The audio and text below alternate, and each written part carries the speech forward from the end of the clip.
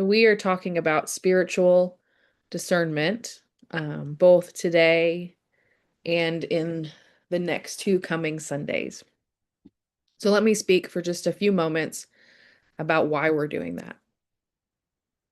Spiritual discernment is an important practice in our lives. It's something that we do individually as we try to seek God's will, God's direction for our paths. And it's also something that we do in community for the community. It's a way that we sift through all of our voices and find God's voice. We're doing this at this particular time because of our Transforming Congregations uh, program that we're doing. We've listened to this, everyone in our Sacred Listening series over the summer, and now we are in the phase of discernment. And so I'm teaching about discernment for 3 weeks so that we can begin to have these sessions of discernment as a whole congregation. And those will be things that we do in worship and outside of worship time as a collective community. The idea is that we will take some of the things that were highlighted in your individual one-on-one conversations. We will bring them into conversation with the whole group, and we will begin to listen to God and to discern where it is that God is leading us forward in a way that will help our congregation and help God's love thrive in our community. Discernment is something that can help us in the smallest things of life and also in the largest. So, what is spiritual discernment? I'm going to start with a couple definitions for you. The first is from Ruth Haley Barton. She writes that discernment, in a most general sense, is the capacity to recognize and respond to the presence and activity of God, both in the ordinary moments and in the larger decisions of our lives. Discernment literally means to separate, to discriminate, which is an interesting word to use because of how we normally understand that word, to determine and to decide or to distinguish between two things.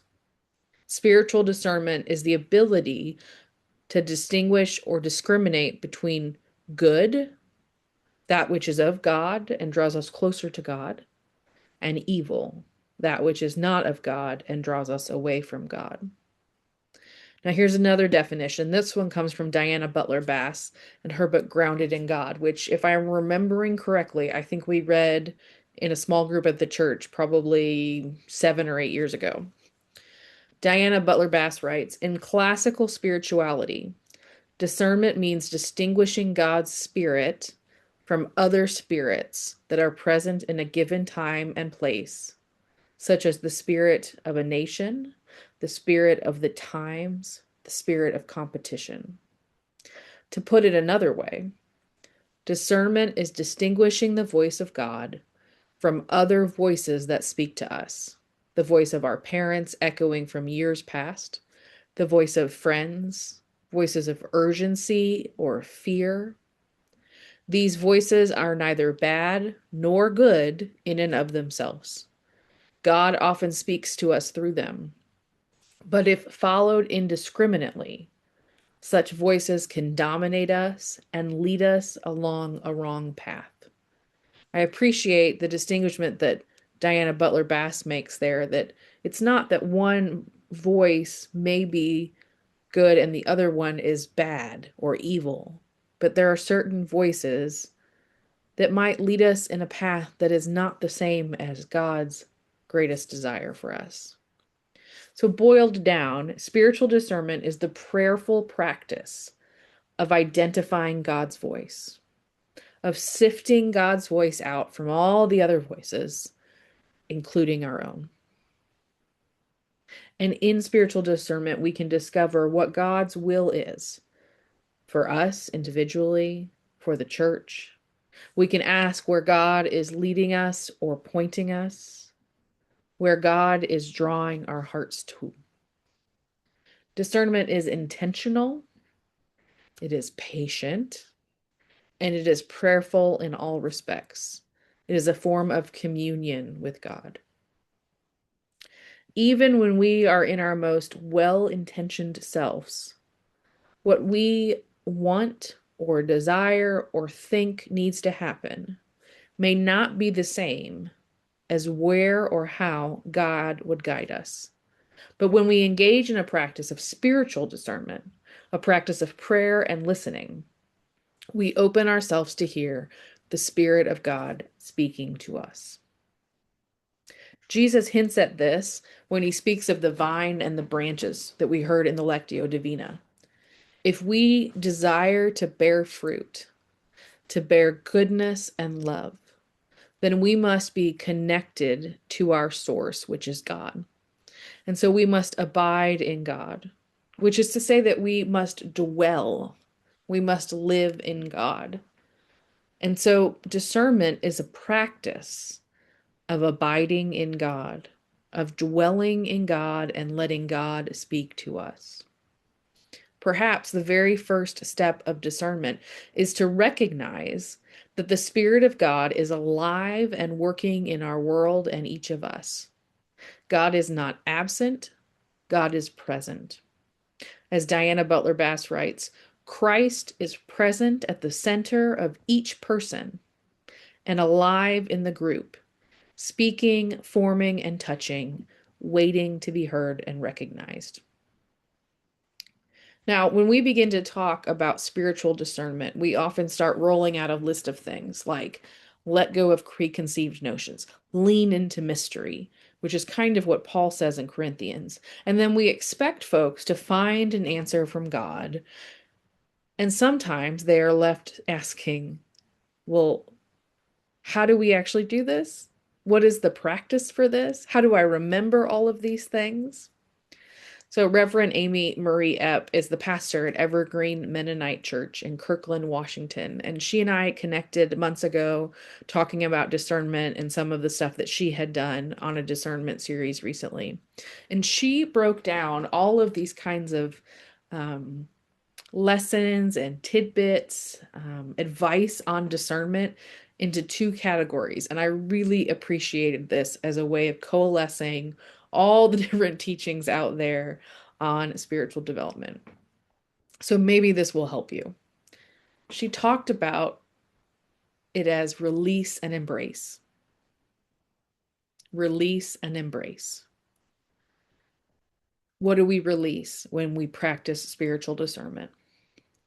We release the outcomes that we desire. We release our personal agendas. Whether it's that we want the carpet in the sanctuary to be purple, we want the youth ministry to be our focus, whatever it may be, we release what we want to happen. We release our preconceived notions. We release our need to control things, to control the process, to control the outcome, to control whose voice is listened to more maybe than others. We release that need to guide and control the process. We release the idea that we can logically or rationally solve a problem. It is very easy, especially for those of us who have a more logical mind, to think if we want the church to grow, then we need more butts in the pew, as we like to say. And to get butts in a pew, we need this and then this. Spiritual discernment recognizes that we cannot logically or rationally solve the problem. It releases that view. We release the temptation to do pros and cons lists. We release our certainty that we know what's best, or that we have more wisdom than others, that we're more educated in this field, or that we're the one listening to God more than others. We release our certainty. We release our need for clarity or concrete answers.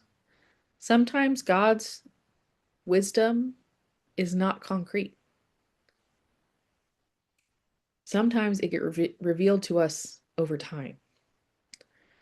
And we release all the lists, the formulas, the the timetables we would use to answer a question, to solve a problem, to determine a direction. Now, releasing is incredibly hard to do, and I say that from experience. But we must remember that we are not doing it on our own. We are releasing all of these things to God because we trust in God to guide us, to care for us, to know what is good, what is moral, what is best. I thought a lot this week about my own need to control. As a mother of several children, a single mom for some time, the one that has always been in charge of the finances and the kids' schedules and all their activities and church events and such, there is a need to be in the know and to be watching over everything. And when I thought about the times when I am able to release some of that and not have to have that control, it's usually because there is someone else that I deeply trust taking care of things. A spouse, a friend, a trusted church member, somebody that I know has my back, that has my best interest at heart, or my children's best interest at heart, or the church's best interest at heart. God is our most trusted relationship. And so in discernment, we are releasing our will, our ways, our need to control over to God, knowing that God will do God's best by us and that we don't need to hold the reins. We release our own voice and our own will, and we trust God to direct us. So the second part was embrace. If we are releasing all these things, what are we embracing? And yes, they kind of connect. We embrace ambiguity. I learned this in seminary. I had a professor that said, lean into the ambiguity. It was incredibly hard for me, and now it is probably one of the best lessons I ever learned in my life about faith. We do not have to have concrete answers or directions about everything. There are often multiple interpretations. There are things that we may not know or understand. We embrace the ambiguity, and along with that, the mystery that is God. As Paul says, God works through mystery. It may not make sense to us, or it may not make entire sense. We may learn it over time in our lifetime, or we may never fully understand. But we embrace God's mystery and ambiguity. We abide in the uncertainty. Another thing that we embrace is a focus on the questions. The questions are just as important as the answers, and sometimes they are more important. So we embrace the questions. We also embrace indifference, and this is tied to that letting go of our need to make sure the outcome is what we desire. We become open to any outcome. We embrace whatever is God's will. Examples of that would be Mary saying yes to the angel when she is asked to carry the Son of God, or Jesus when he is being crucified and he cries out to God to relieve him of this. And then he says, "Not my will, but thine be done." Holy indifference is an embrace of not determining the outcome or leaning more heavily wanting one side or the other, but being open to whatever God may have in store. And another thing to embrace is that discernment takes time. The Spirit is mysterious, and the Spirit can meander around. It may seem at times like nothing is happening, that we aren't learning anything. It may feel as though God is not speaking to us, but God will speak to us in time. And so we must embrace quiet and solitude and patience as we pray and we listen to God. release, and embrace. Release that which stands in the way of hearing God's voice speak to us, and embrace a heart of openness to whatever God may reveal to us. Spiritual discernment is a practice. And I really emphasize that. It is a practice, it is a lifestyle, it is a way of living. It is not a one-time stop. We don't sit down for 10 minutes and pray to God for an answer on which college to go to or what job to take. It becomes a way of life, of listening. Sometimes we have more directed times of discernment, like we will have with transforming congregations, but even that is sculpted for 4 to 6 months or as long as we need to discern where God is leading us. Because again, we have to release the timetable. By practicing spiritual discernment, by living this way of prayer, it can become an ongoing openness in our lives of listening for God's movement and direction in small ways, in large, in individual, and communal. Henry Nouwen has a book called Discernment. And he talks in the book about looking at a piece of art. He's at Genesee and he is contemplating if he wants to enter a monastic life. And he is looking at this piece of art. It's called the flute player or something like that. But he says, as he's trying to discern if he will enter the monastic life, I realized that discernment is like hearing a different drummer. I felt I was stumbling over my own compulsions and illusions way too often. I began to understand that when we listen to the Spirit, we hear a deeper sound, a different beat. The great movement of the spiritual life is from deaf, non-hearing life to a life of listening. Discernment is like hearing a different drummer.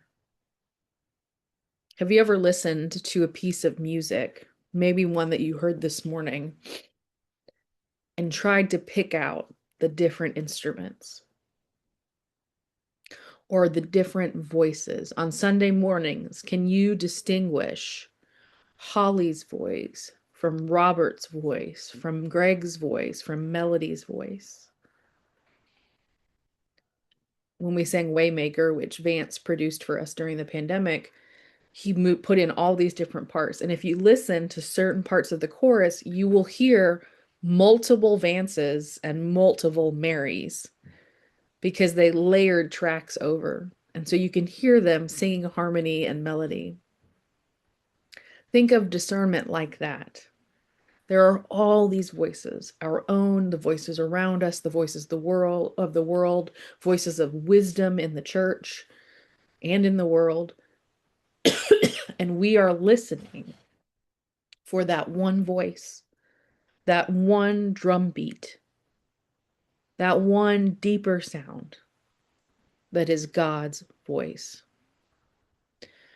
Nouwen also says that when we practice embracing empty time and empty space, basically when we practice a prayerful solitude of a time of listening, God will begin to pray in us. And I really like how he puts that, in us. Not God speaks to us, but God prays in us. As if to say, we will hear God's voice, the drum beat, the rhythm of God's music within ourselves. So the next 2 weeks, we're going to talk more about discernment. But this week, I want you to consider to take some time and maybe sit in prayer in quiet and think about, for your own life and for the direction of our church, what do you need to release? What do you need to let go of and trust God with? And what do you need to embrace? Maybe practice being quiet and listening for that different drumbeat. Being open to hear God praying in you. Amen.